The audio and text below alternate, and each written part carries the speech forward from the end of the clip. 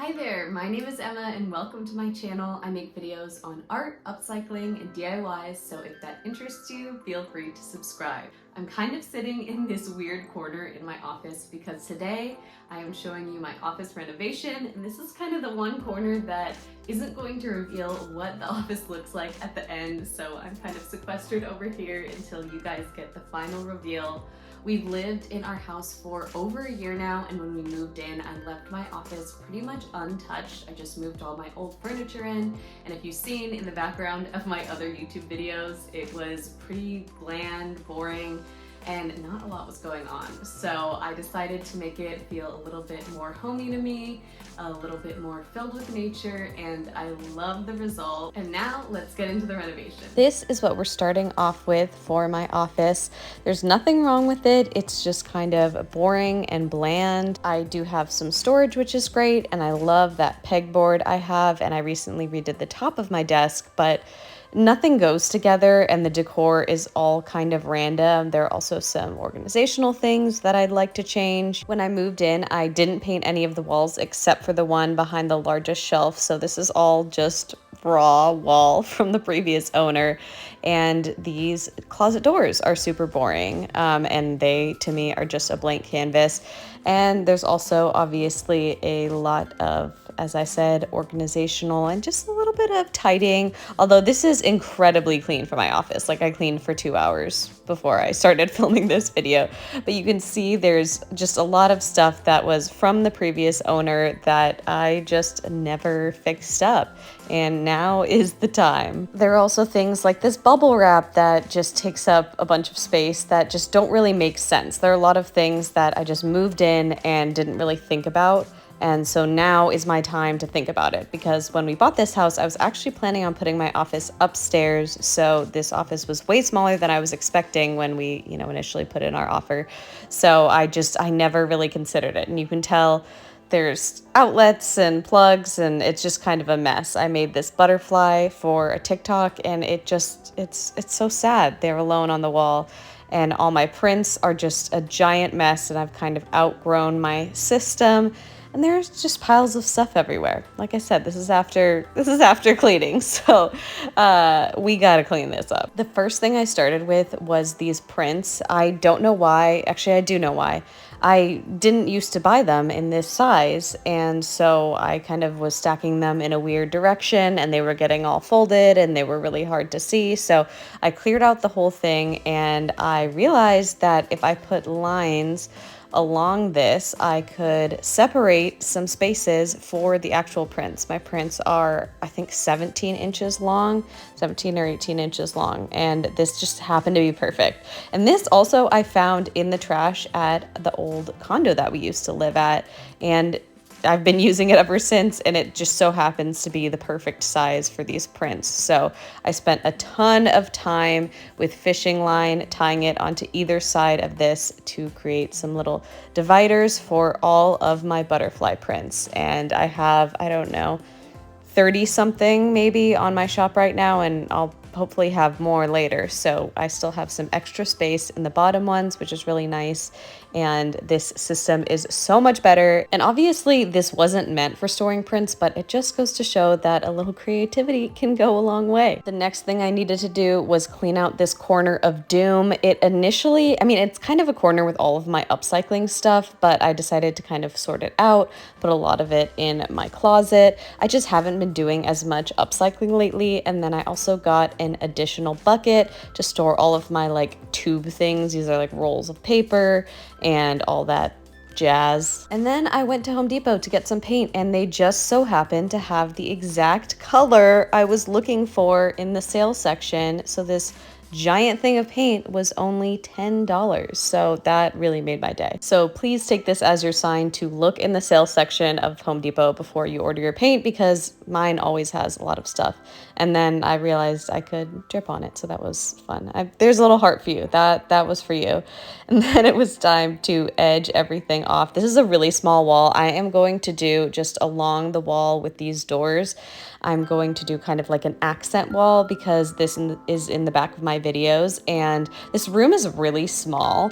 So as I've said before and complained about multiple times on here, it's really small, so I don't want to do a bunch of dark colors or anything too bold, so I just settled for this one wall over here. That's going to be kind of my fun pop of color wall. I love the way the color turned out. I ended up doing 2 coats of paint with this small roller brush because I didn't want to have to mess with cleaning it out and getting it ready for the other color, which is this whitish color. This is the same color that we have in our bedroom. It's slightly white. It has like a hair of like maybe a green to it, and I thought that would be perfect for what I have planned in here. So I was too lazy to take off this pegboard, so I didn't, because it's gonna stay there forever because I spent a ton of time on it and it will live here forever. I really should have prepped the walls before I started painting, but I realized I needed to take off the curtains, and I knew I was gonna rehang them a little bit higher because they were a little bit low, so I did that. I also had to patch those holes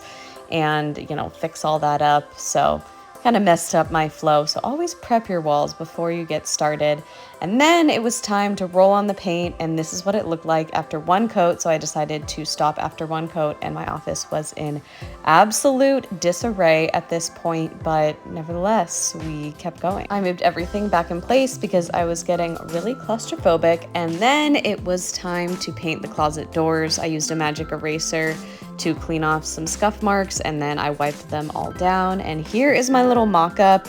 I thought I was being so smart by doing a grid. This is a technique that kind of allows you to get your proportions better, but I wouldn't necessarily recommend. It didn't do what I thought it was gonna do. I feel like I should have focused on sketching it out and taking a step back and making sure that everything made sense proportionally and the space was filling out right. So I do regret that a little bit, but you know, do as I say, not as I do, and skip that step. And just, if you're trying to do something like this, make sure you're stepping back and looking at it constantly throughout the process. I think that's a good technique if your sketch is good, but my sketch was not good. So anyway, I got to painting. I had this nice green paint that I had gotten as a sample for, I think, our cabinets, and we ended up not using it, but it was the perfect color for these doors. I'm going for like a vintage botanical floral illustration. As I was painting this, I was looking at these 2 examples as kind of my inspiration for the flowers and for the leaves. My favorite complementary colors are orange and blue, so of course, because of the bluish tealish wall, I had to do some orange flowers, and I think they just go together so well. I am obsessed with the color combination. I made sure to have a bunch of different types of flowers, some from the front, some from the side, and then I added this butterfly. I'll show you later how I did this stencil. It's essentially just a sheet of paper folded in half. That's how I did the stencil, and then I cut it out, folded in half. And this is not a real butterfly, by the way. Don't expect to look this up. It's just the same blue color, obviously, as the wall, and I just freestyled all of the little details. But before I could do that, I needed to go back and add a second coat. I think I ended up needing like 3 coats on the orange parts and around 2 on the green parts. And then I was able to add some details. I just mixed that initial green color with a tiny bit of black, and I kept it very, very simple with the details. I was not trying to go for a realistic look. I was really trying to make this look like, I don't want to say a cartoon, but an illustration. And like I said, I was looking at those examples for all of the details. So kind of the interior shape of the flower and the lines are all inspired by the initial illustrations. I added a little bit of texture along the inside of each flower, and I'm just mixing this yellow color and the original orange color to get a couple different variations. And I think I had an even darker, like pinky orange color for the dark details. And then it was time to do the butterflies. I started with a black edge and then just adding little markings that are kind of common with butterflies, and then I wanted to incorporate some orange as well. Like I said, this is not very realistic, and then I used that butterfly to do the other 2 butterflies. I did end up adding this second butterfly last minute just because I didn't like the spacing. And that was it for the closets. Then it was time to do some vines. I am so excited about this. I wanted the thing that tied the whole room together to be some vines that are crawling all over. I love the feeling of being in nature, so I took a flat brush and I made some lines all the way around the closet, and then I took kind of like a pointed brush and I started making these really loose, curvy, wavy leaves that just go in all different directions. Once I was done with that wall, I moved on to this white wall, especially in this corner. I kind of want it to start from below and curve around the top of the pegboard. This was so satisfying, and honestly, it took me like 2 seconds. Like, these were so fast. I think the whole thing, actually, I can't say this, but it couldn't have taken more than an hour or 2, just because I was using 2 brush strokes about per leaf. And then I had it end kind of right at the edge of the pegboard, because sometimes I do film to the left of the pegboard, so I wanted that to remain white because I don't want like a random leaf in my videos where I'm trying to go for a plain wall. I also had it go up and around my window, and I was just hoping and praying that after I put my curtains up, they still ended up looking good. Once I finished the vines, I switched gears to hang up these shelves that I actually made with my dad. We made the wood part and stained it for my old condo, and we used to have this blue wall right in our living room, and I took a million photos on these shelves. Like, it was so iconic, and I was so sad that I couldn't really find a place for them in our new house. So thankfully I found a place, and they were like studs right where there needed to be. That wasn't as much the case for these curtains, so I did have to add some anchors, but that's okay, that's life. I ordered these new curtains on Amazon in sage green, and they came and they matched like the vines perfectly. They did end up covering up the right-hand vines, so I did go back and add some more of those. And then after I added the new vines, I decided to add some little butterflies everywhere, and of course orange and teal, because I'm trying to keep the colors cohesive. I am way too obsessed with being matchy-matchy, but that's okay. And none of these butterflies are real either. I just made them up, so yeah. The next thing I did was my desk. My dad and I spent so many painstaking hours painting this when I first got it. I got it for free on Facebook Marketplace like 5 years ago, and we like took off all the door fronts and I taped, and I was so careful, and today I'm painting them over.